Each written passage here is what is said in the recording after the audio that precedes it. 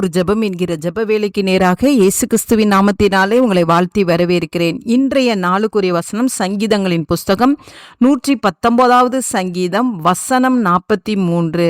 சத்திய வசனம் முற்றிலும் என் வாயினின்று நீங்க விடாதையும், உம்முடைய நியாய தீர்ப்புகளுக்கு காத்திருக்கிறேன். நாம் யாவரும் கண்களை மூடி தேவனை நோக்கி ஜெபிப்போம்.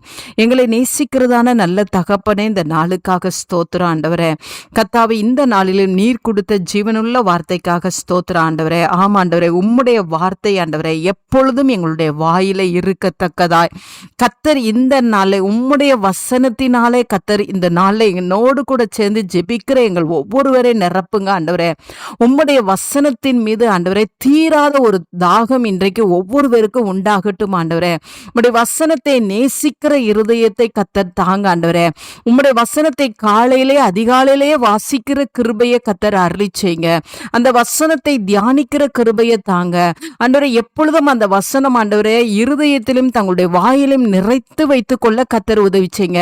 அப்பொழுது உம்முடைய பிள்ளைகளுக்கு விரோதமாய் எழும்புகிற சத்துருக்களை, உம்முடைய பிள்ளைகளுக்கு விரோதமாய் எழும்புகிற போராட்டங்களை, உம்முடைய பிள்ளைகளுக்கு விரோதமாய் எழும்புகிற தடைகளை ஆண்டவரே, உம்முடைய வார்த்தையை ஆண்டவரே நீர் எப்படி வார்த்தையை அனுப்பி ஆண்டவரே ஒவ்வொரு ஜனங்களுக்கும் நீங்க விடுதலையை கொடுத்தீங்களோ அதே போல உம்முடைய பிள்ளைகள் தேவனுடைய வார்த்தையினால் நிரப்பி ஆண்டவரே தங்களுக்கு ஏற்பட்டிருக்கிற போராட்டங்கள் பாடுகளிலே ஆண்டவரே உம்முடைய வார்த்தையை அனுப்பி ஜெயங்கொள்ளுகிற கிருபையை கர்த்தர் அருளி செய்யும்படியாய் ஜெபிக்கிறேன். உம்முடைய வாக்கை எப்பொழுதும் ஆண்டவரே உம்முடைய வார்த்தையின் படி உம்முடைய பிள்ளைகள் ஆண்டவரே வாழ்கிற கிருபையை கர்த்தர் அருளி செய்யுங்க. உம்முடைய வார்த்தையை ஆண்டவரை நேசித்து அதை காத்து கொள்ளுகிற கிருபையை கர்த்தர் அருளி செய்யும்படியாய் ஜெபிக்கிறேன் சுவாமி.